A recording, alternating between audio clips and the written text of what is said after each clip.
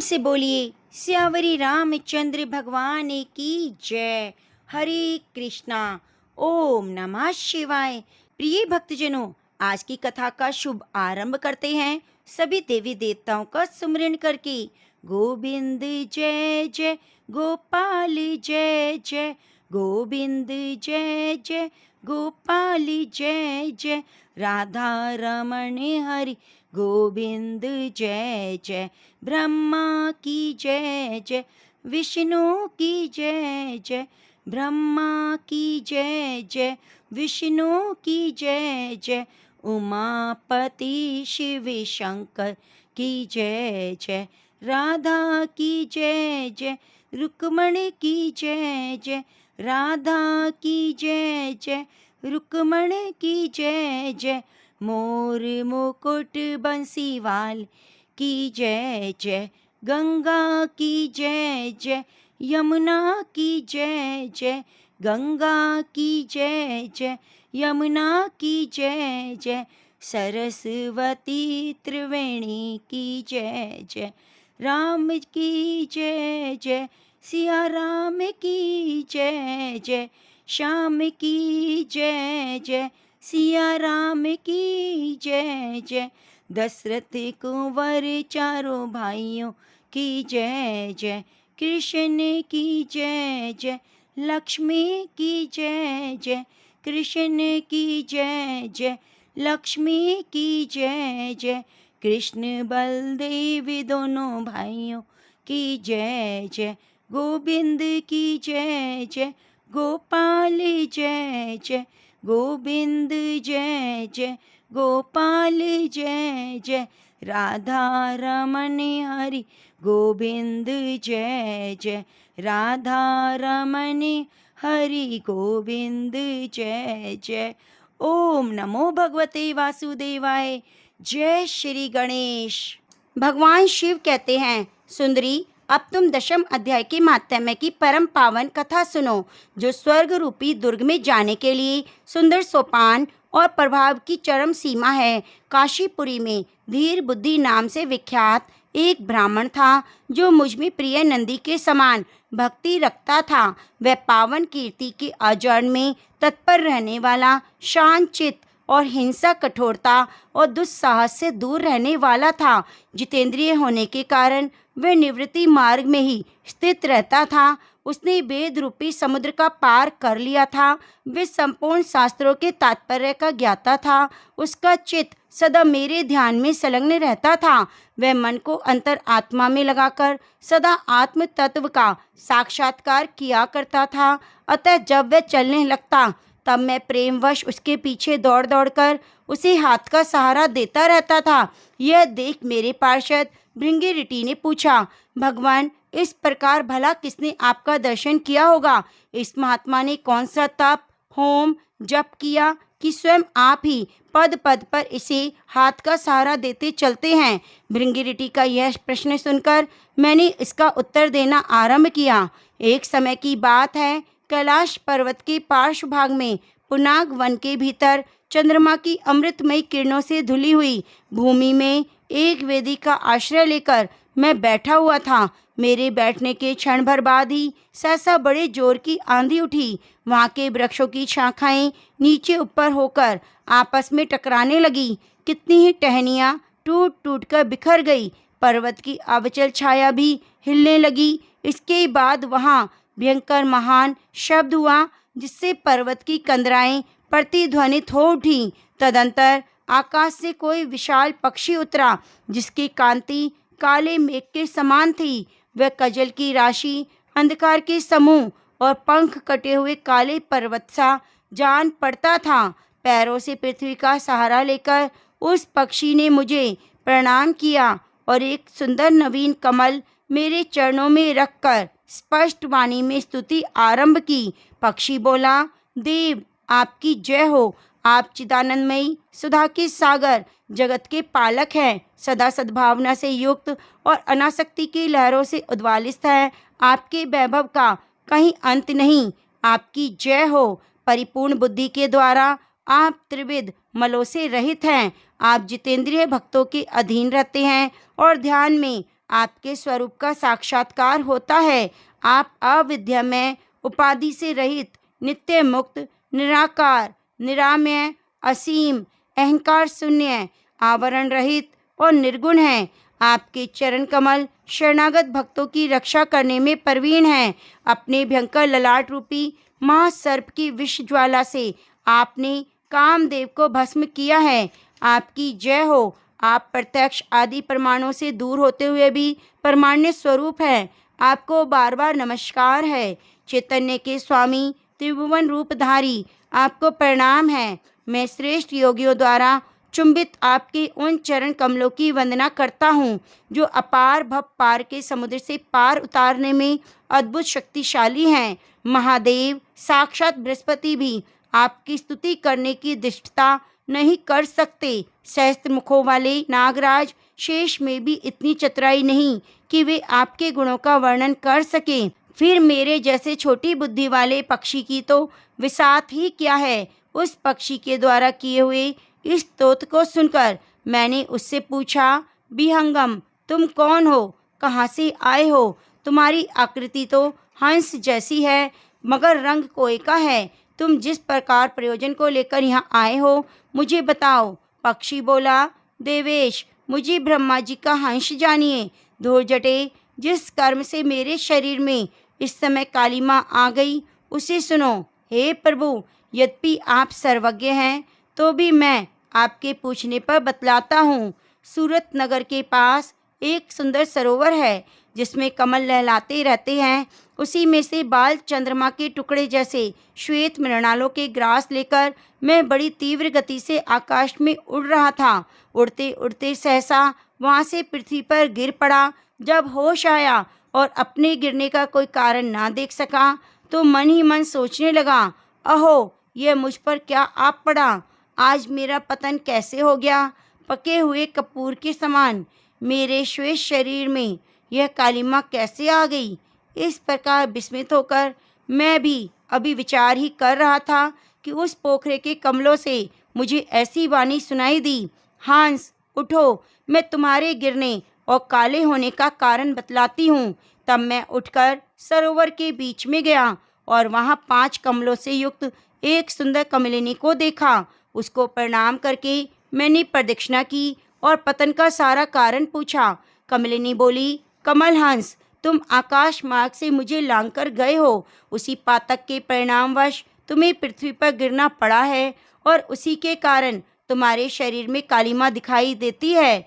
तुम्हें गिरा देख मेरे हृदय में दया भर आई है। जब मैं इस मध्यम कमल के द्वारा बोलने लगी उस समय मेरे मुख से निकली हुई सुगंध को सूंघकर 60,000 भंवरे स्वर्गलोक को प्राप्त हो गए। पक्षीराज, जिस कारण मुझ में इतना वैभव, ऐसा प्रभाव आया है उसे बतलाती हूँ। सुनो, इस जन्म से पहले तीसरे जन्म में इस पृथ्वी पर एक ब्राह्मण की कन्या के रूप में उत्पन्न हुई। उसी समय मेरा नाम सरोज वंदना था। मैं गुरुजनों की सेवा करती हुई सदा एकमात्र पातिव्रत के पालन में तत्पर रहती। एक दिन की बात है, मैं एक मैना को पढ़ा रही थी। इससे पति सेवा में कुछ विलंब हो गया।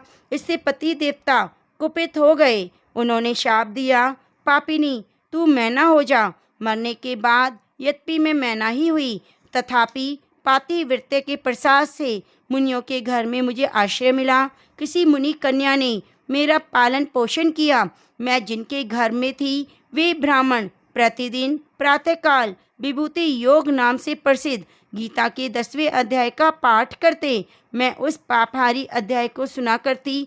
विहंगम, काल आने पर मैं मैना का शरीर छोड़कर 10वें अध्याय के महात्म्य से स्वर्गलोक में अप्सरा हुई। मेरा नाम पद्मावती हुआ और मैं पद्मा की प्यारी सखी हो गई। एक दिन मैं विमान से आकाश में विचर रही थी। उसी समय सुंदर कमलों से सुशोभित इस रमणीय सरोवर पर मेरी दृष्टि पड़ी। इसमें उतरकर जो ही मैंने जल क्रीड़ा आरंभ की त्यों ही दुर्वासा मुनि आ धमके। उन्होंने वस्त्रहीन अवस्था में मुझे देख लिया। उनके भय से मैंने स्वयं ही एक कमलनी का रूप धारण कर लिया। मेरे दोनों पैर 2 कमल हुए, 2 हाथ भी 2 कमल हो गए और शेष अंग 7। एक मुख मेरा एक कमल हुआ। इस प्रकार मैं 5 कमलों से युक्त हुई। मुनिवर दुर्वासा ने मुझे देखा। उनके नेत्र क्रोध अग्नि में जल रहे थे। वे बोले, पापिन, तू इसी रूप में 100 वर्षों तक पड़ी रहे। ये शाप देकर वे क्षण भर में अंतर ध्यान हो गए। कमलिनी होने पर भी विभूति योग अध्याय के माध्यम से मेरी वाणी लुप्त नहीं हुई। मुझे लागने के अपराध से तुम पृथ्वी पर गिरे हो। पक्षीराज, यहाँ खड़े हुए तुम्हारे सामने ही आज मेरे शाप की निवृत्ति हो रही है, क्योंकि आज ही 100 वर्ष पूरे हो गए। मेरे द्वारा गाए जाते हुए इस उत्तम अध्याय को तुम भी सुन लो। उसके श्रवण मात्र से तुम भी आज से मुक्त हो जाओगे। यूं कहकर पद्मिनी ने स्पष्ट सुंदर वाणी में 10वें अध्याय का पाठ किया और वह मुक्त हो गई। उसे सुनने के बाद उसी के दिए हुए इस उत्तम कमल को लाकर मैंने आपको अर्पण किया है। इतनी कथा सुनाकर उस पक्षी ने अपना शरीर त्याग दिया। यह एक अद्भुत घटना हुई। वह पक्षी अब 10वें अध्याय के प्रभाव से ब्राह्मण कुल में उत्पन्न हुआ। जन्म से ही अभ्यास होने के कारण शैशव अवस्था में ही उसके मुख से सदा गीता के 10वें अध्याय का जाप हुआ करता था। 10वें अध्याय का उच्चारण हुआ करता था। 10वें अध्याय के अर्थ चिंतन का यह परिणाम हुआ कि यह सब भूतों में स्थित शंख चक्रधारी भगवान विष्णु का सदा ही दर्शन करता रहता है। इसकी स्नेहपूर्ण दृष्टि जब कभी किसी देहधारी के शरीर पर पड़ती है, तब वह चाहे शराबी ब्रह्म हत्यारा ही क्यों न हो, मुक्त हो जाता है और पूर्व जन्म में अभ्यास किए हुए 10वें अध्याय के माध्यम से दुर्लभ तत्व ज्ञान प्राप्त होता है और इससे जीवन मुक्त भी पा लेती है। जब ये रास्ता चलने लगता है तो मैं इसे हाथ का सहारा दिए रहता हूँ। भृंगिरिटे, यह सब 10वें अध्याय की महिमा है। पार्वती जी, इस प्रकार मैंने भृंगिरिटी के सामने जो पाप नाशक कथा कही थी, वही यहाँ तुमसे भी कही। नर हो या नारी, कोई भी क्यों न हो, 10वें अध्याय के श्रवण मात्र से आश्रमों का पुण्य फल प्राप्त होता है। श्री महालक्ष्मी माता के अनेक रूप और नाम हैं। भूतल पर वे छाया, शक्ति, तृष्णा, शांति, जाति, लज्जा, श्रद्धा, कांति, वृत्ति, स्मृति, दया, तुष्टि, माता, अधिष्ठात्री और लक्ष्मी के रूप में स्थित हैं। उन्हें प्रणाम करते हैं। कैलाश पर्वत पर पार्वती, क्षीर सागर में सिंधु कन्या, स्वर्ग लोक में महालक्ष्मी, भूलोक में लक्ष्मी, ब्रह्मलोक में सावित्री, ग्वालों में राधिका, वृंदावन में राजेश्वरी, चंदन वन में चंद्रिका, चंपक वन में गिरिजा, पद्म वन में पद्मा, मल्टी वन में मालती, कुंदन वन में कुंददंती, केतकी वन में सुशीला और कदम वन में कदम माला, राज प्रसाद में राजलक्ष्मी और घर घर में गृह लक्ष्मी नामों से माता लक्ष्मी जानी जाती है। इस तरह सर्वथा चारों ओर सर्वभूत में सुपरिचित माता श्री लक्ष्मी की यह कथा है। इसको हम सुनेंगे। भारतवर्ष में सौराष्ट्र देश में द्वापर युग की यह कथा है। सौराष्ट्र में उस समय भद्रश्रवा नाम के राजा थे। वे बड़े पराक्रमी राजा थे। 4 वेद, 6 शास्त्र, 18 पुराणों का उन्हें ज्ञान था। उनकी रानी का नाम सुरत चंद्रिका था। रानी दिखने में सुंदर और सुलक्षणा थी, पतिव्रता थी। उन दोनों को 7 पुत्र और उसके बाद एक कन्या का वरदान मिला था। कन्या का नाम श्याम वाला था। एक बार महालक्ष्मी जी के मन में आया कि उस राजा के राजप्रसाद में रहे, इससे राजा को दुगनी धन दौलत की प्राप्ति होगी और वह इस धन दौलत से प्रजा को और सुख दे पाएगा। गरीब के घर में अगर रहे तो वह धन दौलत को प्राप्त करेगा, लेकिन स्वार्थी की तरह केवल अपने ऊपर ही खर्च करेगा। यह सोचकर महालक्ष्मी जी ने बूढ़ी ब्राह्मणी का रूप धारण कर लिया। हाथ में लाठी लिए लाठी के सहारे रानी के द्वार पर पहुंची। यद्यपि उन्होंने बूढ़ी औरत का रूप धारण किया था, उनके चेहरे पर देवी का तेज था। उन्हें देखते ही एक दासी सामने आई। उसने इनका नाम, धाम, काम, धर्म पूछ डाला। वृद्ध ब्राह्मण का रूप धारण की माता लक्ष्मी ने कहा, बालिके, मेरा नाम कमला है। मेरे पति का नाम भुवनेश है। हम द्वारिका में रहते हैं। तुम्हारी रानी पिछले जन्म में एक वैश्य की पत्नी थी। वह वैश्य गरीब था। दारिद्र्य के कारण हर रोज घर में झगड़े होते और उसका पति रोज उसे मारता था। इन बातों से तंग आकर वह घर छोड़कर चली गई और वन जंगल में खाली पेट भटकने लगी। उसकी इस दुर्दशा पर मुझे दया आ गई। तब मैंने उसे सुख संपत्ति देने वाली महालक्ष्मी की कथा सुनाई।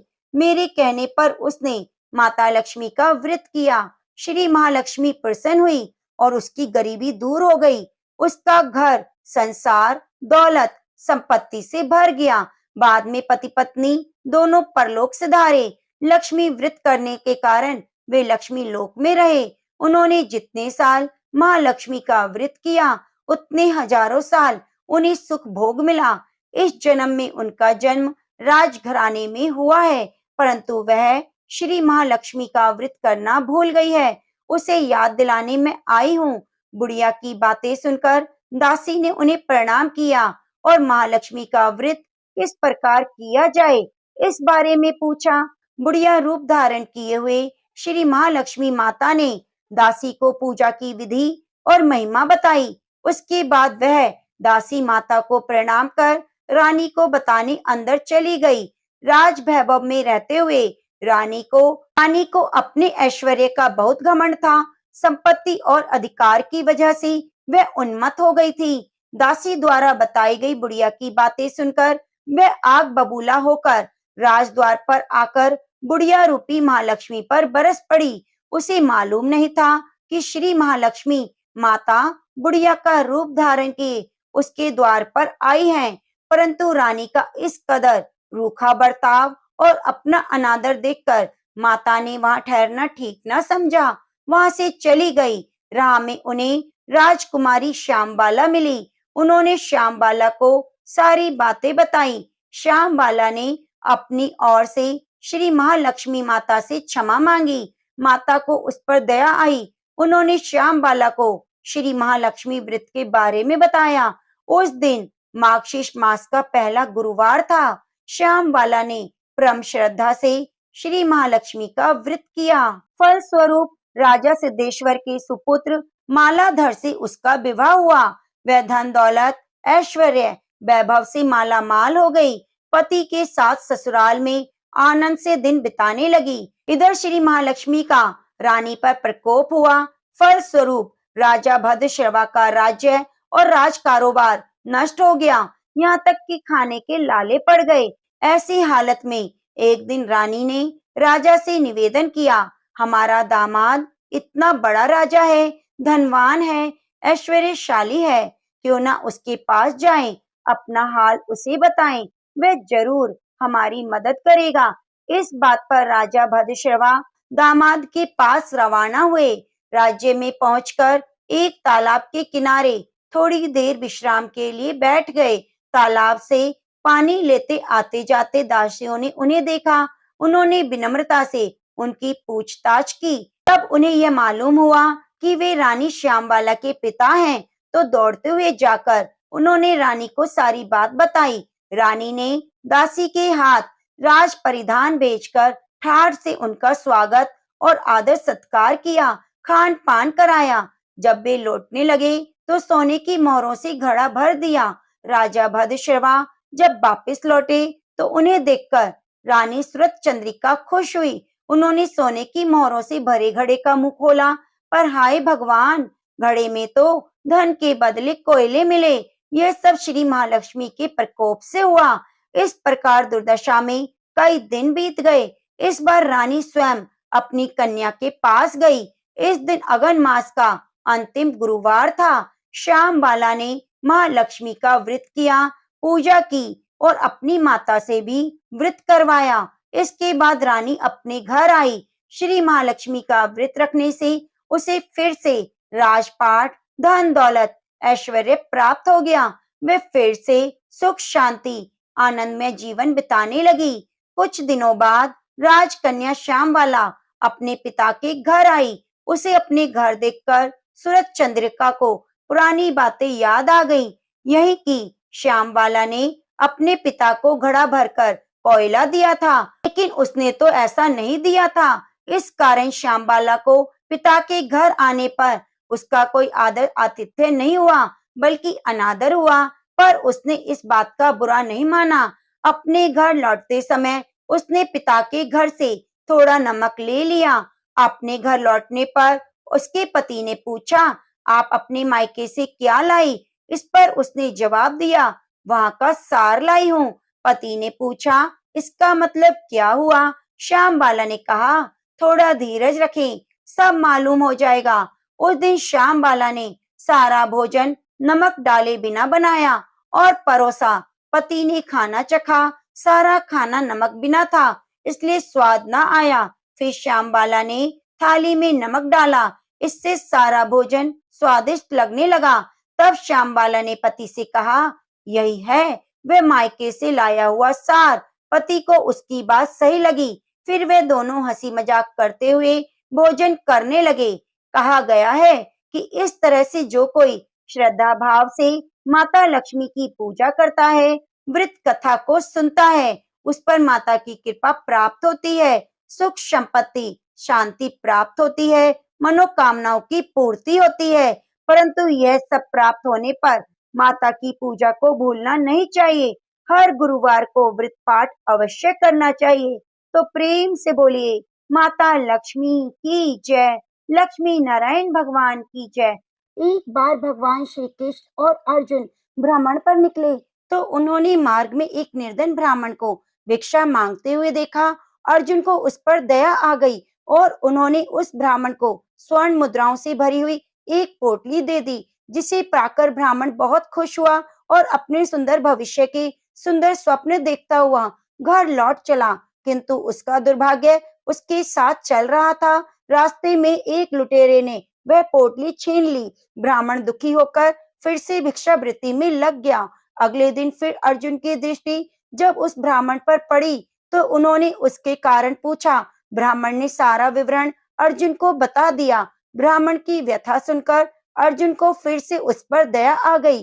अर्जुन ने विचार किया और इस बार उन्होंने ब्राह्मण को मूल्यवान एक माणिक्य दिया। ब्राह्मण उसे लेकर घर पहुंचा। उसके घर में एक पुराना घड़ा था जो बहुत समय से प्रयोग में नहीं आ रहा था। ब्राह्मण ने चोरी होने के भय से माणिक्य उस घड़े में छुपा दिए, किंतु उसका दुर्भाग्य तो देखो, दिन भर का थका मांदा होने के कारण उसे नींद आ गई। इसी बीच ब्राह्मण की स्त्री नदी में जल लेने चली गई, किंतु मार्ग में ही उसका घड़ा टूट गया। उसने सोचा, घर में जो पुराना घड़ा पड़ा है उसे ले आती हूँ। ऐसा विचार कर वह घर लौटी और पुराने घड़े को लेकर चली गई। जैसे उसने घड़े को नदी में डुबाया, वह माणिक्य भी जल की धारा के साथ बह गया। ब्राह्मण को जब यह बात पता चली तो वह अपने भाग्य को कोसता हुआ फिर से भिक्षा मांगने लगा। अर्जुन और भगवान श्री कृष्ण ने जब फिर उसे इस दरिद्र अवस्था में देखा तो जाकर उसका कारण पूछा। उसका सारा वृतांत सुनकर अर्जुन को बड़ी हताशा हुई और मन ही मन सोचने लगा, इस अभागी ब्राह्मण के जीवन में कभी सुख नहीं आ सकता। अब यहाँ से प्रभु की लीला आरंभ हुई। उन्होंने उस ब्राह्मण को 2 पैसे दान में दिए। तब अर्जुन ने उनसे पूछा, प्रभु मेरी दी मुद्राएं और माणिक्य भी इस अभागे की दरिद्रता नहीं मिटा सके, तो इन 2 पैसों से क्या होगा? यह सुनकर प्रभु बस मुस्कुरा दिए और अर्जुन से उस ब्राह्मण के पीछे जाने को कहा।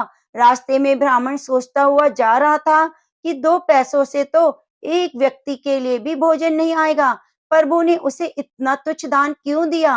प्रभु की ये कैसी लीला है? ऐसा विचार करता हुआ वह चला जा रहा था। उसकी दृष्टि एक मछुआरे पर पड़ी। उसने देखा मछुआरे जाल में एक मछली फंसी हुई है, वह छूटने के लिए तड़प रही है। ब्राह्मण को मछली पर दया आ गई। उसने सोचा, इन 2 पैसों से पेट की आग तो बुझेगी नहीं, क्यों ना इस मछली के प्राण ही बचा लिए जाएं। यह सोचकर उसने उन 2 पैसों से उस मछली का सौदा कर लिया और मछली को अपने कमंडल में डाल लिया। कमंडल में जल भरा और मछली को नदी में छोड़ने चल पड़ा।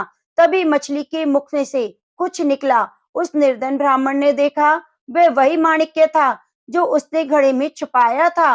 ब्राह्मण प्रसन्नता के मारे चिल्लाने लगा, मिल गया, मिल गया।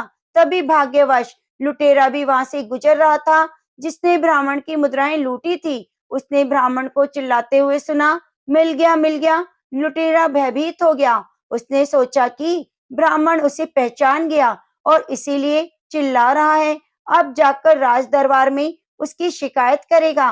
इस डर से वह ब्राह्मण से रोते हुए क्षमा मांगने लगा और लूटी हुई सारी मुद्राएं उसे वापस कर दी। यह देख अर्जुन भगवान श्री कृष्ण के आगे नतमस्तक हुए बिना रह ना सके। अर्जुन बोले, प्रभु ये कैसी लीला है? जो कार्य थैली भर स्वर्ण मुद्राएं मूल्यवान माणिक नहीं कर सके, वे आपके 2 पैसों ने कर दिखाया। श्री कृष्ण ने कहा, अर्जुन ये अपनी सोच का अंतर है। जब तुमने उस निर्धन को थैली भर स्वर्ण मुद्राएं और मूल्यवान माणिक दिए, तब उसने मात्र अपने सुख के विषय में सोचा, किंतु जब मैंने उसे 2 पैसे दिए, तब उसने दूसरों के सुख के विषय में सोचा। इसलिए अर्जुन, सत्य तो यह है, जब आप दूसरों के दुख के विषय में सोचते हैं, जब आप दूसरों का भला कर रहे होते हैं, तब आप ईश्वर का कार्य कर रहे होते हैं। तब आप ईश्वर का कार्य करते हैं, तो ईश्वर भी आपके साथ होते हैं। तो प्रेम से बोलिए, राधा कृष्ण भगवान की जय। एक समय की बात है, एक गांव में एक बूढ़ी माई रहती थी। उनके 2 बेटे, 2 बहुएं थी। बूढ़ी माई भगवान श्री हरि विष्णु की परम भक्त थी। वह अपना समय दान धर्म पुण्य कामों में लगाती, परंतु वह बुढ़िया माई कभी भी मंदिर और सत्संग में नहीं जाती, ना ही तीर्थ स्थानों पर जाती। एक बार गांव में भागवत कथा हो रही थी, तो उसके बड़े बेटे ने कहा, माँ आप सारा दिन घर में रहती हो, तो मंदिर में भागवत कथा हो रही है, आप भी वहां जाकर भागवत कथा सुनकर इसका पुण्य प्राप्त करो। तो बूढ़ी माई ने अपने बेटे का मन रखने के लिए कह दिया कि बेटा आज मैं जरूर जाऊंगी, परंतु वह नहीं गई। शाम को बेटे ने पूछा तो बोली, बेटा आज तो समय नहीं था, कल जाऊंगी। ऐसा करते करते 6 दिन निकल गए। 7वें दिन उसके बेटे ने कहा, माँ आज कथा का अंतिम दिन है, आज तो कथा सुनने चली जाना। तो उसकी माँ ने कहा, ठीक है बेटा चली जाऊंगी। तो बूढ़ी माई घर के कामों में लगी रही। घर का सारा काम निपटाकर बूढ़ी माई ने इतनी देरी कर दी कि अंतिम दिन की भागवत कथा भी समाप्त हो गई।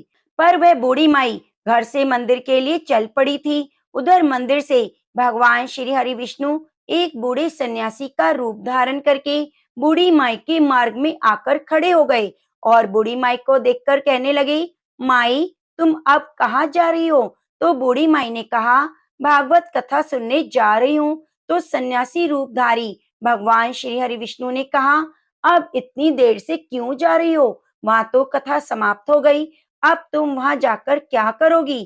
तो बूढ़ी माई ने कहा, अब जब घर से निकली हूँ तो मंदिर तो जाकर ही आऊंगी, वरना शाम को अपने बेटे को क्या जवाब दूंगी। तो भगवान विष्णु कहने लगे कि अब वहां कथा तो समाप्त हो गई है, सारे भक्तजन भी अपने अपने घर चले गए हैं, तुम वहां जाकर क्या करोगी? मंदिर बंद हो गया है। तो बूढ़ी माई कहने लगी, कुछ नहीं तो वहां से एक ईंट उठा लाऊंगी, सोच लूंगी कि यही विष्णु जी का आशीर्वाद है। तो सन्यासी का रूपधारी भगवान श्री हरि विष्णु बोले, तुम वहां से मिट्टी की ईंट लाओगी, उसके बदले में अगर मैं तुम्हें एक सोने की ईंट दे दूं। तो बूढ़ी माई ने कहा, ठीक है तुम सोने की ईंट दे दोगे तो मैं मंदिर में जाकर क्या करूंगी। उसने भगवान से सोने की ईंट ले ली और अपने घर की तरफ वापस चल पड़ी। जब घर के बाहर खड़ी होकर बूढ़ी माई विचार करने लगी कि अगर मैं इस ईंट को घर में लेकर आऊंगी तो बेटे बहू झगड़ा करेंगे, अब मुझे इसका क्या करना चाहिए। तो इस तरह सोचते सोचते बूढ़ी माई उस सोने की ईंट को आंगन के बाहरी जमीन में गाड़ देती है। उस ईंट को लाने के बाद बूढ़ी माई का तो कभी भी पूजा पाठ में ध्यान नहीं लगता, ना ही किसी काम में ध्यान लगता।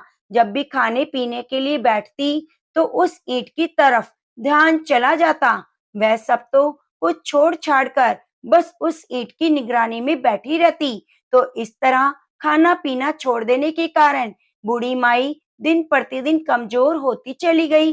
तो एक दिन उसके बेटों ने पूछा, माँ आप सारा दिन घर के बाहर क्या करती रहती हो और आजकल बिल्कुल कमजोर भी हो गई हो।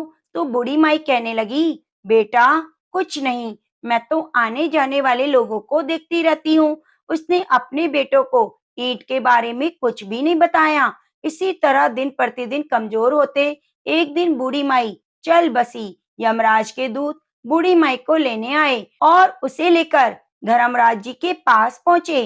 धर्मराज जी को सारी बात बताई तो धर्मराज जी ने बूढ़ी माई को कुतिया की योनी दे दी। वह कुतिया उसी पेड़ के नीचे बैठी रहती और उसी ईंट की तरफ अपना ध्यान लगाए रखती। तो इस तरह टकटकी लगाई देखकर बूढ़ी माई की बहू ने अपने पति से कहा कि इस कुतिया को यहाँ से भगा दो, यह तो पागलों की तरह एक ही तरफ देखती रहती है, कहीं बच्चों को काट खाए ना। तो बहू के पति बुढ़िया के बेटे ने एक लकड़ी उठाई और जोर से कुतिया को दे मारी। कुतिया तो बेचारी उस मार को सहन ना कर सकी, वह मर गई और मरकर फिर धर्मराज के पास गई।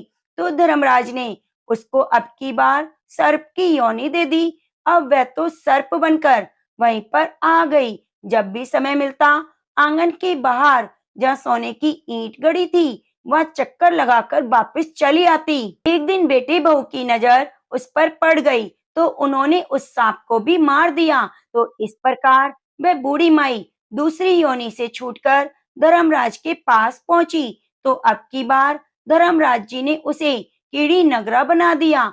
अब बूढ़ी माई कीड़ी का रूप धारण करके उस आंगन में रहने लगी और वहीं उस आंगन में अपना कीड़ी नगरा बना लिया। आंगन में कीड़ी नगरा हो गया तो घर वाले बहुत परेशान हो गए, यहाँ तक कि भोजन भी नहीं बना पा रहे थे। चलने में समस्या, जगह जगह घर में कीड़े ही कीड़े नजर आ रहे थे। तो इसे सारे घर वाले परेशान हो गए और मन ही मन स्मरण करने लगे, क्या करें क्या ना करें, पता नहीं ये कैसी मुसीबत आ गई है और इसे पीछा छुड़ाने का कोई उपाय भी नजर नहीं आ रहा। तो तभी भगवान श्री हरि विष्णु सन्यासी का रूप धारण करके वहां आए और बोले, बेटा हमें कुछ खाने को दे दो। तो घर वालों ने कहा, महाराज आज हमने खाने के लिए कुछ नहीं बनाया क्योंकि हमारे घर में कीड़ी नगरा हो गया है और हर जगह कीड़ियां ही कीड़ियां घूम रही हैं। महाराज ने उनकी बात सुनकर कुछ देर तक ध्यान लगाया और फिर कहा, आंगन के बाहर यह जगह है, इसे खोदो। तो भगवान श्री हरि विष्णु ने उनके दोनों बेटों से उस जगह को खुदवाया तो वहां सोने की ईंट निकली। तो ब्राह्मण ने उस ईंट को निकालकर उसके बेटों को दे दिया और कहा कि तुम्हारी माँ के नाम से दान पुण्य करना, धर्मशाला बनवाना, स्कूल बनवाना, प्याऊ लगवाना, गौशाला में जाकर गाय के चारे का प्रबंध करना। तो दोनों ने उस बूढ़े ब्राह्मण के सामने तो हाँ कर दी, लेकिन जैसे ही वह गया तो वे दोनों भाई आपस में लड़ने लगे। एक कहता है कि दान तू कर, दूसरा कहता है दान तू कर, मैं नहीं करूंगा। तो इस तरह दोनों बेटों ने अपनी माँ के नाम से कोई भी दान पुण्य नहीं किया। तो वह कीड़ी निगरा कहीं नहीं गया, उसी स्वरूप में वहां स्थापित रहा। कुछ दिन बाद वही सन्यासी फिर आया और कहने लगा, बेटा मेरी भोजन की व्यवस्था करो। तो बूढ़ी माई के बेटों ने भगवान स्वरूपधारी सन्यासी महाराज से कहा, महाराज हमारे घर की हालत तो वैसे की वैसी ही है, कीड़ी नगरा तो वैसा ही है, आपने तो कहा था चला जाएगा। तो भगवान कहने लगे, मैंने तुम्हें दान पुण्य करने के लिए बोला था, क्या तुमने किया? सन्यासी की बात सुनकर दोनों भाई बड़े शर्मिंदा हुए और सर झुकाकर खड़े हो गए। तो सन्यासी उनसे कहने लगा, लाओ वह ईंट के टुकड़े लेकर आओ, इन्हें बेचकर जो भी धन मिले उस धन से तुम्हारी माँ के नाम से दान पुण्य करो। इस कीड़ी नगरे पर शक्कर, घी, आटा डालो। अगर तुम ऐसा करोगे तो तुम्हारी माँ को मोक्ष प्राप्त होगा। तुम्हारी माँ को अभी तक मोक्ष नहीं मिला है, वही कीड़ी नगरे के रूप में तुम्हारे घर में रह रही है। ऐसा कहकर सन्यासी वहां से चले गए। फिर दोनों भाइयों ने उस सोने की ईंट को बेचकर उसे जो भी धन मिला उससे माँ के नाम से दान पुण्य किया, मंदिर और धर्मशालाएं बनाई, गरीब कुंवारी कन्याओं का विवाह कराया, कुएं, बावड़ी, तालाब आदि बनवाए। रोजाना नियम से कीड़ी नगरे पर आटा, घी, शक्कर मिलाकर डाला करते। 21 दिन तक ऐसा किया तो घर से कीड़ी नगरा चला गया। उनके घर में भगवान श्री हरि विष्णु की कृपा से अन्न धन के भंडारे भर गए। तभी से माना जाता है जो भी व्यक्ति रोजाना सवेरे कीड़ी नगरे पर आटा शक्कर घी मिलाकर डालता है, उसके घर में कभी भी अन्न धन की कमी नहीं होती। वह हमेशा अपना जीवन सुख शांति से व्यतीत करता है और उसके वंश में वृद्धि होती है। उसके घर में कभी कोई कष्ट नहीं आता। उसका जीवन सदा सर्वदा आनंद से व्यतीत होता है। घर में अत्यधिक प्रेम होता है। इसलिए हर मनुष्य को अपने जीवन काल में एक बार कीड़ी नगरा सींचने का नियम जरूर लेना चाहिए। तो प्रेम से बोलिए, लक्ष्मी नारायण भगवान की जय। बृहस्पतिवार का व्रत रखने से, व्रत कथा को सुनने से स्त्री पुरुषों की सभी की मनोकामनाएं पूरी होती हैं, धन संपत्ति की प्राप्ति होती है, निसंतानों को पुत्र प्राप्ति होती है, परिवार में सुख शांति बनी रहती है। तो प्रिय भक्तजनों, अपने जीवन की मंगल कामना करते हुए हाथ में पीले पुष्प, हल्दी, गुड़ और चने की दाल लेकर इस कथा को श्रद्धा पूर्वक प्रसन्नचित मन से पूरा सुनिए और कथा सुनते हुए वीडियो को लाइक करके कमेंट बॉक्स में लक्ष्मी नारायण भगवान की जय जरूर लिखिए। प्राचीन समय में आर्यव्रत में दिग्विजय नामक एक राजा था। राजा दिग्विजय अपनी प्रजा की सुख दुख का बहुत ध्यान रखता। राजा के महल से कोई भी निर्धन खाली हाथ नहीं जाता था। वे प्रतिदिन भगवान बृहस्पति देव की पूजा करने के लिए मंदिर में जाया करता था। हर बृहस्पतिवार को राजा भगवान बृहस्पति देव का व्रत रखता था। भगवान बृहस्पति देव की पूजा अर्चना के बाद व्रत की कथा को सुनता था और एक ही समय भोजन करता था। लेकिन उसकी रानी राजा के पूजा पाठ व्रत को बिल्कुल भी पसंद नहीं करती थी। राजा ने उसे कई बार समझाया, लेकिन रानी के व्यवहार में कोई बदलाव नहीं आया। रानी कभी भी निर्धन को अन्न वस्त्र आदि दान नहीं देती। इतना ही नहीं, वे राजा को भी व्रत रखने, निर्धन को धन वस्त्र आदि दान देने के लिए मना करती थी। एक बार जंगल के कुछ हिंसक जानवरों ने राजा दिग्विजय की नगर में घुसकर लोगों को मारना शुरू कर दिया। प्रजा ने जब राजा दिग्विजय से जंगली जानवरों के उत्पात की बात कही, तो वह स्वयं उनके शिकार के लिए गया। राजा दिग्विजय शिकार पर गया हुआ था। रानी महल में प्रसन्नता पूर्वक झूला झूल रही थी। उस दिन भगवान बृहस्पति देव अपना रूप परिवर्तित करके निर्धन भिक्षुक के रूप में महल के द्वार पर पहुंचे। बृहस्पति देव ने रानी से भिक्षा मांगी, तो रानी क्रोधित स्वर में बोली, हे भिक्षुक, सुबह से भिक्षा देते देते तो मैं परेशान हो गई हूँ। अभी मुझे महल के बहुत से काम करने हैं। महल के कामों से अवकाश मिले तो मैं तुम्हें कुछ भिक्षा दूं। भगवान बृहस्पति देव ने कहा, हे देवी, भिक्षा देने में भला कितना समय लगता है?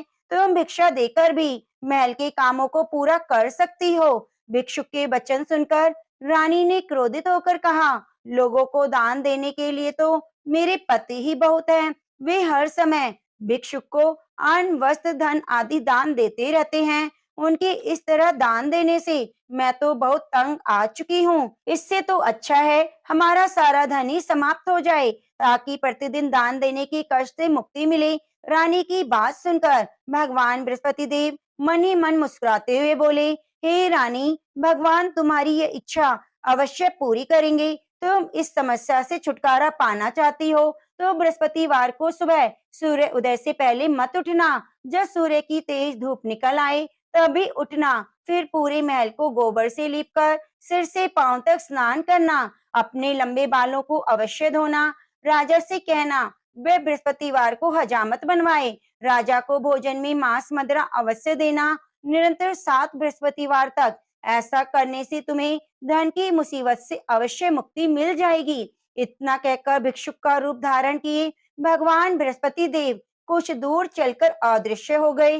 रानी अपने पति की दान देने की आदत से ऐसे ही बहुत परेशान हो चुकी थी। इसलिए कुछ सोचकर उसने परेशानी से छुटकारा पाने के लिए भिक्षुक की बताई बातों का पालन करने का निश्चय किया। राजा ने रानी को ऐसा ना करने के लिए कहा, लेकिन रानी अपनी जिद पर अड़ी रही। उसने राजा को धमकी दी, यदि तुमने मेरी कथा अनुसार काम नहीं किया तो मैं महल छोड़कर चली जाऊंगी। रानी की इस बात से राजा बहुत डर गया, क्योंकि रानी के महल छोड़ देने से पूरे राज्य में उसकी बदनामी हो सकती थी। विवश हो राजा को रानी की बात स्वीकार करनी पड़ी।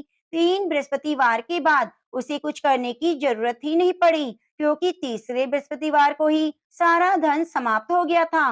राजा का अन्न भंडार खाली हो गया था। दूसरों को अन्न वस्त्र दान देने वाला राजा खुद अन्न के अभाव में भूखा मरने लगा। उस समय राजा ने अपनी रानी से कहा, रानी, अब मैं इस नगर में नहीं रह सकता। यहाँ तो हम किसी से भिक्षा भी नहीं मांग सकते, इससे हम अपमानित होंगे। मैं अब परदेश जा रहा हूँ, वहाँ कोई काम धंधा करूंगा, शायद हमारे भाग्य बदल जाएं। यह कहकर रानी को महल में छोड़कर राजा धन कमाने के लिए परदेश चला गया। परदेश में उसने जंगल से लकड़ी काट कर लाने और नगर में बेचने का काम शुरू कर दिया। इधर रानी को कई कई दिन खाने को कुछ नहीं मिलता था, अतः रानी अपने अच्छे दिनों की याद करके आंसू बहाती रहती।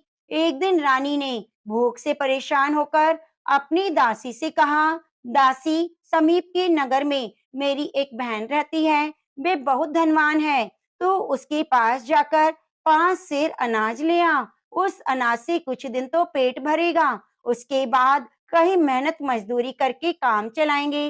रानी की बात सुनकर दासी चल पड़ी। जब दासी रानी की बहन के पास पहुंची तो वह भगवान बृहस्पति देव की पूजा अर्चना कर रही थी। दासी ने 5 सेर अनाज मांगा, लेकिन पूजा में व्यस्त बहन ने उसकी बात पर ध्यान नहीं दिया। दासी कुछ देर वहां बैठकर खाली हाथ महल में लौट आई। उसने रानी से आकर कहा, हे रानी, तुम्हारी बहन तो बहुत अभिमानी है। अधिक धन होने के कारण वह किसी की सुनती भी नहीं। मेरी बात का भी उसने कोई उत्तर नहीं दिया, बस पूजा पाठ करती रही। आखिर मुझे खाली हाथ ही लौटना पड़ा।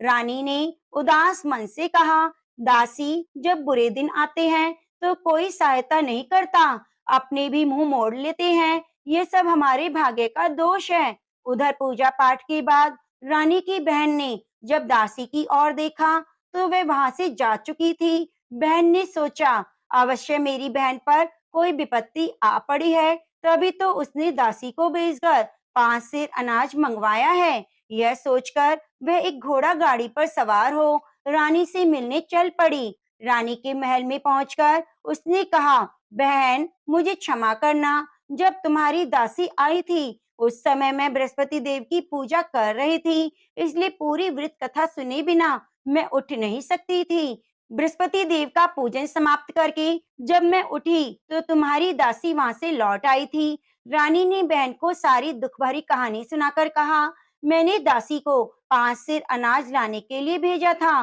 बहन ने रानी की कहानी सुनकर कहा, बहन, मैं बृहस्पतिवार का व्रत रखकर भगवान बृहस्पति देव की पूजा करती हूँ। भगवान बृहस्पति देव सबका कल्याण करते हैं। तुम भी भगवान बृहस्पति देव का स्मरण करके अपने महल के किसी कक्ष में जाकर देखो, शायद कहीं अनाज रखा मिल जाए। बहन की बात सुनकर रानी ने मन में सोचा, उसकी धनवान बहन अवश्य ही उसका उपहास कर रही है। लेकिन भगवान बृहस्पति देव का नाम लेकर वह महल के एक कक्ष में गई। उस कक्ष के अंधेरे कोने में एक घड़ा रखा हुआ था। रानी ने उसमें हाथ डालकर टटोला तो सचमुच उस घड़े में अनाज भरा हुआ था। रानी बहुत हैरान हुई। उसने अपनी बहन से कहा, हे बहन, मुझे भी भगवान बृहस्पति देव के व्रत की विधि बताओ, अब मैं भी उनका व्रत रखा करूंगी। तब बहन ने उसे बताया, हे रानी बहन, बृहस्पतिवार को सूर्य उदय से पूर्व उठकर स्नान करके बृहस्पतिवार का व्रत रखना चाहिए, लेकिन उस दिन सिर नहीं धोना चाहिए। चने की दाल, मुनक्का या किशमिश लेकर केले के वृक्ष के पास जाकर उसकी जड़ में भगवान बृहस्पति देव की पूजा करनी चाहिए। घी का दीपक जलाकर रखना चाहिए। उस दिन एक ही समय भोजन करें। भोजन में चने का आटा, पीले खाद्य पदार्थ ही ग्रहण करें। बृहस्पतिवार का व्रत रखने से घर में धन धान्य की वृद्धि होती है, अनाज से भंडार भर जाते हैं। इस व्रत के विधिवत करने से निसंतान को संतान की प्राप्ति होती है। बहन के वचन सुनकर रानी ने तुरंत ही भगवान बृहस्पति देव का व्रत रखने का निश्चय कर लिया। 7वें दिन जब बृहस्पतिवार आया तो रानी ने बृहस्पतिवार का व्रत रखा। कहीं से मांगकर उसने चने और गुड़ का प्रबंध किया। चने की दाल से केले की जड़ में विष्णु भगवान का पूजन किया और घी का दीपक जलाकर भगवान बृहस्पति देव की पूजा की। रानी विष्णु भगवान के भोग के लिए पीले अन्न का कहीं से प्रबंध ना कर सकी, अतः वह मन ही मन परेशान होने लगी। उधर भगवान बृहस्पति देव रानी के विधिवत व्रत रखने के कारण उससे बहुत प्रसन्न हुए। अतः वे अपना रूप परिवर्तित करके 2 थालियों में पीला भोजन लेकर रानी के घर पहुंचे।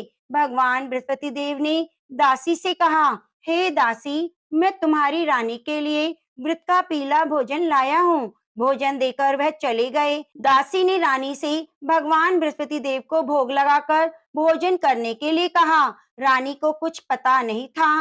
वह दासी से बोली, दासी, क्यों मेरी निर्धनता पर मेरा उपहास करती हो? तब दासी ने कहा, अभी अभी कोई आदमी मुझे 2 थालियों में पीला भोजन देकर गया है। वेशभूषा से तो मुझे कोई पुजारी लगता था। रानी ने बृहस्पति भगवान को भोग लगाया, फिर बचा हुआ भोजन दासी के साथ बैठकर ग्रहण किया। रानी प्रत्येक बृहस्पतिवार को विधिवत व्रत रखकर बृहस्पति देव की पूजा करने लगी। रानी के व्रत रखने से भगवान बृहस्पति देव बहुत प्रसन्न हुए। रानी के महल में धन की वर्षा होने लगी। कुछ ही दिनों में रानी के पास काफी धन एकत्रित हो गया। उसकी अन्न के भंडार भी भर गए। इतना सब कुछ होने से रानी पुनः पहले की तरह आलसी और अभिमानी हो गई। एक दिन रानी ने किसी भिक्षुक को आलस्य के कारण खाली हाथ लौटा दिया, तो दासी ने कहा, रानी जी, आप फिर पहले की तरह धन संपत्ति पाकर आलसी हो गई हो। निर्धन को अपने द्वार से खाली हाथ लौटाना अच्छा नहीं होता। भगवान बृहस्पति देव की अनुकंपा से हमें अत्यधिक धन और अन्न मिला है, इसलिए आलस्य छोड़कर हमें निर्धनों को दिल खोलकर दान देना चाहिए। दान देने से आपके परिवार का नाम होगा और भगवान बृहस्पति देव प्रसन्न होकर आपका कल्याण करेंगे। दासी की बात सुनकर रानी ने निर्धनों को फिर से दान देना शुरू कर दिया। कई निर्धन ब्राह्मणों को दान देकर उनकी कन्याओं के विवाह में सहायता की। रानी की सब जगह प्रशंसा होने लगी। धन संपत्ति मिलने के बाद रानी को राजा की याद सताने लगी। रानी ने एक दिन दासी से कहा, दासी, पता नहीं मेरे स्वामी परदेश में किस हाल में हो गए, मुझे अब उनका पता लगाना चाहिए। रानी ने पूजा के समय भगवान बृहस्पति देव से प्रार्थना की कि उसके पति को जल्दी घर लौटने का स्मरण कराएं। उसी रात भगवान बृहस्पति देव परदेश में रह रहे राजा दिग्विजय के स्वप्न में आकर बोले, हे राजन, तुम अपने नगर को लौट जाओ, तुम्हारी रानी तुम्हें याद कर रही है। राजा सुबह उठकर लकड़ियां काटकर लाने जंगल की ओर चल पड़ा। जंगल से गुजरते हुए वह सोचने लगा कि रानी की गलती से उसे कितने दुख भोगने पड़े हैं। राजपाट छोड़कर परदेश में आकर रहना पड़ा है। जंगल से लकड़ियां काटकर नगर में बेचकर गुजारा करना पड़ा। उसी समय बृहस्पति भगवान एक सन्यासी के वेश में राजा के पास पहुंचे। भगवान ने राजा से पूछा, हे लकड़हारे, तुम किस चिंता में डूबे हुए हो? राजा ने दुखी मन से अपनी सारी बात उस सन्यासी को बताई। उसकी कथा अनुसार सन्यासी ने कहा, हे लकड़हारे, तुम्हारी पत्नी ने भिक्षुक को धन नहीं देने के कारण आलस्य किया था। इससे भगवान बृहस्पति देव क्रोधित हो गए थे। उनके क्रोधित होने से तुम्हारी ऐसी हालत हुई है। लेकिन अब चिंता करने की कोई बात नहीं। तुम घर लौटकर विधिवत भगवान बृहस्पति देव का व्रत रखना आरंभ कर दो। बृहस्पति देव का व्रत रखकर चने की दाल और गुड़ को जल से भरे बर्तन में डालकर केले के वृक्ष की पूजा करो। उसके बाद व्रत की कथा सुनो। स्वयं भी व्रत कथा कह सकते हो। इस प्रकार व्रत करने से भगवान बृहस्पति देव तुम्हारी सभी मनोकामनाएं पूरी करेंगे। राजा ने सन्यासी से कहा, हे सन्यासी, मैं भगवान बृहस्पति देव की पूजा करना तो चाहता हूँ, लेकिन लकड़ियां काटकर बेचने से बस अपना पेट ही भर पाता हूँ। भगवान की पूजा के लिए धन कहाँ से लाऊं? राजा की बात सुनकर सन्यासी का रूप धारण किए भगवान बृहस्पति देव ने कहा, भगवान बृहस्पति देव का स्मरण कर तुम जंगल में जाकर लकड़ियां काटना, फिर उन्हें नगर में ले जाकर बेचना। तुम्हें इतना धन मिल जाएगा कि तुम अपने भोजन के साथ गुड़ और चने भी खरीद सकोगे। यह कहकर सन्यासी ने भगवान बृहस्पति देव की कथा लकड़हारे को सुनाई। प्राचीन समय में बसंतपुर नगर में एक निर्धन ब्राह्मण रहता था। ब्राह्मण के कोई संतान नहीं थी। उसकी पत्नी बहुत फूहड़ औरत थी। वह सुबह काफी धूप निकलने के बाद उठती थी। प्रतिदिन स्नान भी नहीं करती। भगवान की पूजा करने की तो कभी सोचती भी नहीं थी। सुबह उठते ही वह पहले भोजन करती, घर में सफाई करना उसे कतई पसंद नहीं था। ब्राह्मण अपनी पत्नी के इस आचरण से बहुत दुखी रहता था। भगवान की अनुकंपा से उस ब्राह्मण की पत्नी गर्भवती हुई और उसने 10वें महीने में एक सुंदर कन्या को जन्म दिया। निर्धन ब्राह्मण कन्या के जन्म से बहुत दुखी हुआ। धीरे धीरे ब्राह्मण की कन्या बड़ी होने लगी। बचपन से ही उस कन्या की रुचि भगवान विष्णु की पूजा में थी। वह प्रातः उठते ही स्नान आदि करके भगवान विष्णु की पूजा करने मंदिर में जाती थी। बृहस्पतिवार को व्रत रखकर विधिवत पूजा पाठ करती थी। फिर पढ़ने के लिए पाठशाला जाती थी। घर से चलते हुए वह मुट्ठी भर जौ लेकर जाती और रास्ते में थोड़े थोड़े जौ गिराती जाती थी। जब वह पाठशाला से घर लौटती तो जौ के दाने सोने में बदले हुए मिलते। लड़की सभी सोने के दाने बीन लाती थी। एक दिन जब वह सोने के दानों को साफ कर रही थी तो उसकी माँ ने कहा, बेटी, सोने के दाने साफ करने के लिए सोने का सूप होना चाहिए। अगले दिन बृहस्पतिवार था। उसने भगवान बृहस्पति देव की पूजा करते हुए प्रार्थना की, हे भगवान, यदि मैंने आपका व्रत विधिवत किया हो तो मुझे सोने का सूप दे दो। भगवान बृहस्पति देव ने उसकी मनोकामना पूरी करने का वचन दिया। पाठशाला से लौटते समय उसे रास्ते में एक सोने का सूप पड़ा हुआ मिला। घर लौटकर सोने का सूप अपनी माँ को दिखाकर वह सोने के दाने साफ करने लगी। उस सुंदर लड़की को सोने के सूप में जौ साफ करते देखकर राजकुमार उस पर मोहित हो गया। महल में लौटकर राजकुमार ने राजा से उस लड़की से विवाह करने की इच्छा प्रकट की। तो राजा ने ब्राह्मण को महल में बुलाकर राजकुमार से उसकी लड़की के विवाह की बात कही। ब्राह्मण शहर से तैयार हो गया। धूमधाम से उस लड़की का विवाह राजकुमार से हो गया। दुल्हन बनकर ब्राह्मण की लड़की महल में चली गई। लड़की के चले जाने से ब्राह्मण फिर निर्धन हो गया। उसे कई कई दिन तक भोजन नहीं मिलता था। बहुत दुखी होकर ब्राह्मण एक दिन अपनी लड़की के पास गया। अपने पिता से निर्धनता का समाचार सुनकर उसने बहुत धन देकर पिता को विदा किया। उस धन से ब्राह्मण के कुछ दिन तो आराम से गुजर गए, लेकिन जल्दी ही सारा धन समाप्त हो गया। फिर भूखों मरने की नौबत आ गई। ब्राह्मण अपनी लड़की से धन लेने के लिए महल में पहुंचा। लड़की ने पिता की बुरी हालत देखकर कहा, पिताजी, आखिर आप कब तक मुझसे धन लेकर जीवन यापन करेंगे? आप कोई ऐसा उपाय क्यों नहीं करते जिससे आपका घर भी धन संपत्ति से भर जाए? ब्राह्मण ने कहा, मैंने तेरी माँ को बहुत समझाया, पर उसकी समझ में नहीं आता। उसका फूहड़पन नष्ट हो तो घर की निर्धनता भी दूर हो जाए। तब कुछ सोचकर लड़की ने अपने पिता से कहा, पिताजी, आप कुछ दिनों के लिए माँ को मेरे पास छोड़ जाओ। ब्राह्मण अपनी पत्नी को लड़की के पास महल में छोड़ आया। लड़की ने अपनी माँ से कहा, माँ, तुम प्रातःकाल उठकर स्नान आदि करके भगवान विष्णु की पूजा करना। पूजा करने से तुम्हारी निर्धनता दूर हो जाएगी। लेकिन माँ ने उसकी कोई बात नहीं मानी। तब क्रोधित होकर लड़की ने अपनी माँ को एक कमरे में बंद कर दिया। सूर्य उदय के समय माँ को उठाया, जबरदस्ती स्नान कराया, फिर मंदिर ले जाकर भगवान बृहस्पति देव की पूजा कराई। कुछ दिनों तक ऐसा करने से उस लड़की की माँ की बुद्धि में परिवर्तन हुआ। वह स्वयं बृहस्पतिवार का व्रत रखने लगी। उसके व्रत रखने से ब्राह्मण के घर में भगवान विष्णु की अनुकंपा से धन की वर्षा होने लगी। दोनों पति पत्नी धन धान्य पाकर आनंद पूर्वक जीवन यापन करते हुए विष्णु धाम को चले गए। लकड़हारा बने राजा ने सन्यासी से भगवान बृहस्पति देव की यह कथा सुनकर बृहस्पतिवार का व्रत रखकर भगवान विष्णु की पूजा की। उस दिन से उसके सभी कलेश दूर हो गए। लेकिन अगले बृहस्पतिवार को काम काज की अधिकता के कारण उसने भगवान बृहस्पति देव का व्रत नहीं रखा। भगवान बृहस्पति देव इससे उस लकड़हारे बने राजा दिग्विजय पर बहुत क्रोधित हुए। उन्हें भूल की सजा दी। उस दिन नगर के राजा ने नगर में घोषणा करके सबको सूचित किया कि प्रत्येक नागरिक मेरे महल में भोजन करने आए। जो नहीं आएगा उसे भारी दंड दिया जाएगा। लकड़हारा बने राजा ने उस नगर के राजा की घोषणा तो सुनी, लेकिन जंगल से लकड़ी काट कर लाने और बेचने में देर हो जाने के कारण वह समय पर महल में भोजन करने नहीं जा सका। अतः राजा के सैनिक लकड़हारे को पकड़कर महल में ले गए।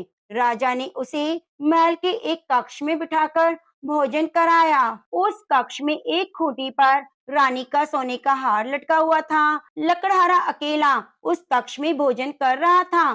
तभी उसने एक आश्चर्यजनक घटना घटते देखी। देखते ही देखते खूंटी हार को निगल गई। थोड़ी देर के बाद नगर के राजा ने हार को गायब देखा तो लकड़हारे को कारावास में डलवा दिया। लकड़हारा मन ही मन अपने भाग्य को कोसने लगा। तभी उसे जंगल में मिले सन्यासी को स्मरण हो आया। थोड़ी देर में भगवान बृहस्पति देव सन्यासी के रूप में उसके सामने प्रकट हुए और कहा, हे लकड़हारे, तूने भगवान बृहस्पति देव की पूजा नहीं की, इसी कारण तुम्हें कष्ट हुआ है। लेकिन अब चिंता मत करो, बृहस्पतिवार के दिन कारागार के दरवाजे पर पैसे पड़े हुए मिलेंगे। भगवान बृहस्पति देव का व्रत रखकर उन पैसों से पूजा सामग्री मंगाकर उनकी पूजा करोगे तो तुम्हारे सभी दुख दूर हो जाएंगे। बृहस्पतिवार के दिन दरवाजे पर पड़े मिले पैसों से चने और गुड़ मंगाकर लकड़हारे ने बृहस्पतिवार की कथा सुनाई तो भगवान बृहस्पति देव ने प्रसन्न होकर उस नगर के राजा को स्वप्न में लकड़हारे को कारागार से मुक्त करने को कहा। सुबह राजा ने अपने कक्ष में जाकर देखा तो खूंटी पर रानी का हार मिल गया। राजा ने लकड़हारे को मुक्त कर दिया और बहुत सा धन और आभूषण देकर विदा किया। लकड़हारा बना राजा उस नगर से चलकर अपने नगर में पहुंचा तो नगर में कुएं, धर्मशालाएं, बाग बगीचे देखकर बहुत खुश हुआ। राजा ने एक व्यक्ति से पूछा, ये नगर में कुएं, धर्मशालाएं, बाग बगीचे किसने बनवाए? उस व्यक्ति ने राजा को बताया, ये सब रानी और दासी ने बनवाए। राजा नगर के जिस भी आदमी से इसके बारे में पूछता तो सभी रानी और दासी का नाम बताते। राजा जब महल में पहुंचा तो रानी ने बहुत स्वागत किया। तब राजा ने निश्चय किया कि सप्ताह में एक बार तो सभी बृहस्पति देव का व्रत और पूजन करते हैं, परंतु मैं प्रतिदिन व्रत किया करूंगा, दिन में 3 बार कथा कहा करूंगा। अब राजा हर समय दुशाले में चने की दाल बंधे रहता और दिन में 3 बार बृहस्पति देव की कथा कहता। कुछ दिनों के बाद राजा को अपनी बहन की याद आई। एक दिन घोड़े पर सवार होकर राजा अपनी बहन से मिलने चला। अभी राजा नगर के बाहर पहुंचा ही था कि उसने कुछ लोगों को शव ले जाते हुए देखा। राजा को याद आया कि आज उसने किसी को बृहस्पतिवार की कथा नहीं सुनाई। राजा ने उन लोगों को रोककर कहा, भाइयों, आप शव ले जाने से पहले मेरी बृहस्पतिवार की कथा सुन लो। लोगों ने राजा पर क्रोधित होते हुए कहा, तुम पागल तो नहीं हो गए? लेकिन कुछ बूढ़े लोगों ने कहा, अच्छा भाई, साथ चलते चलते तुम अपनी कथा सुना लो। राजा ने चलते हुए आधी कथा ही सुनाई थी कि शव हिलने लगा। राजा की पूरी कथा सुनते ही शव उठकर बैठ गया। लोगों ने हैरानी से दांतों तले उंगली दबाई। अगले बृहस्पतिवार से भगवान बृहस्पति देव का व्रत रखने और कथा सुनने का निश्चय कर लिया। घोड़े पर सवार राजा चलते हुए किसान के पास पहुंचा। किसान अपने खेत में हल चला रहा था। उसे देखकर राजा ने कहा, अरे भाई, पहले मुझसे बृहस्पतिवार की कथा सुन लो। किसान झुंझुलाकर बोला, हे भाई, तुम देखते नहीं हो, जितनी देर में मैं तुम्हारी कथा सुनूंगा उतनी देर में तो मैं पूरे खेत में हल चला लूंगा। राजा निराश होकर चलने लगा। तभी किसान के बैल लड़खड़ाकर जमीन पर जा गिरे। किसान के पेट में जोरों का दर्द होने लगा। किसान की पत्नी जब खाना लेकर आई तो उसने किसान से इस बारे में पूछा। किसान ने घुड़सवार की पूरी कहानी सुनाई। किसान की पत्नी दौड़ती हुई राजा के पास पहुंचकर हाथ जोड़कर बोली, भैया, मैं तुम्हारी कथा सुनने को तैयार हूँ। राजा ने उसके साथ खेत पर पहुंचकर बृहस्पतिवार की कथा सुनाई। कथा समाप्त होते ही बैल उठकर खड़े हो गए और किसान के पेट का दर्द भी ठीक हो गया। राजा बहन के घर पहुंचा। उसकी बहुत आवा भगत हुई। अगले दिन सुबह उठकर राजा ने देखा घर के सभी लोग भोजन कर रहे हैं। किसी भूखे को बृहस्पतिवार की कथा सुनाए बिना राजा भोजन नहीं करता था। उसने बहन से कहा, बहन, क्या घर में कोई ऐसा व्यक्ति है जिसने अभी तक भोजन ना किया हो? उसकी बहन बोली, भैया, हमारे घर में तो क्या, आपको पूरे नगर में कोई ऐसा व्यक्ति नहीं मिलेगा जिसने सुबह सुबह भोजन ना किया हो। तब राजा ने बहन के घर से निकलकर उस नगर में बिना भोजन किए व्यक्ति की तलाश की। एक गडरिये के घर में उसका बेटा बीमार होने के कारण भूखा रह गया था। राजा ने उस बेटे को जाकर बृहस्पतिवार की कथा सुनाई। कथा सुनते ही गडरिये का बीमार बेटा ठीक हो गया। सबने राजा की बहुत प्रशंसा की। एक दिन राजा ने अपनी बहन से कहा, बहन, अब हम अपने घर को जाना चाहते हैं, तुम भी मेरे साथ चलो, कुछ दिन वहां रहकर लौट आना। राजा की बहन ने अपनी सास से पूछा, तो सास ने ताने देते हुए कहा, बहू मायके जाना, अकेली जाना, मेरे पोतों को लेकर नहीं जाना। तुम्हारे भाई के कोई संतान नहीं है, कहीं तुम्हारी भाभी मेरे पोतों पर कोई जादू टोना ना कर दे। दूसरे कक्ष में बहन की सास की बात सुनकर राजा बहुत दुखी हुआ और अकेला ही अपने नगर को लौट पड़ा। जब वह अपने नगर पहुंचा तो रानी ने राजा से कहा, आप तो अपनी बहन को लाने गए थे, फिर बहन को क्यों नहीं लाए? राजा ने दुखी होते हुए कहा, रानी, हम निसंतान हैं, इसलिए हमारे घर कोई आना पसंद नहीं करता। रानी ने राजा को समझाया, हे प्राणनाथ, हमें बृहस्पति देव ने सब कुछ दिया है, अब भगवान बृहस्पति देव हमें संतान भी अवश्य देंगे। बृहस्पतिवार को विधिवत व्रत रखते हुए राजा रानी ने भगवान बृहस्पति देव से संतान के लिए प्रार्थना की। कुछ दिनों के बाद उन्होंने स्वप्न में दर्शन देते हुए कहा, हे राजन, तेरी मनोकामना पूरी होगी। एक सप्ताह बाद रानी गर्भवती हुई। 10वें महीने के आरंभ में रानी ने एक सुंदर पुत्र को जन्म दिया। राजा रानी जीवन पर्यंत बृहस्पतिवार का व्रत रखते रहे। उनके घर में धन की वर्षा होती रही। आनंद पूर्वक जीवन यापन करते हुए राजा रानी भगवान बृहस्पति देव की अनुकंपा से मोक्ष को प्राप्त कर सीधे बैकुंठ धाम में पहुंच गए। बृहस्पतिवार को विधिवत व्रत रखकर जो स्त्री पुरुष भगवान विष्णु की पूजा करता है, उसकी सभी मनोकामनाएं पूरी होती हैं। तो प्रेम से बोलिए, बृहस्पति देव की जय, लक्ष्मी नारायण भगवान की जय। शांतिकारं भुजंग शयनम पद्मनाभं सुरेशं विश्वधारं गगनसदृशं मेघवर्णं शुभांगं लक्ष्मीकान्तं कमलनयनं योगिध्याने गम्यं वंदे विष्णुं भव्यहरणं सर्वलोकैकनाथं। प्रिय भक्तजनों, अब आइए सुनते हैं बृहस्पति देव की आरती। ओम जय बृहस्पति देवा, स्वामी जय बृहस्पति देवा, छिने छिने भोग लगाऊं, कदली फल मेवा।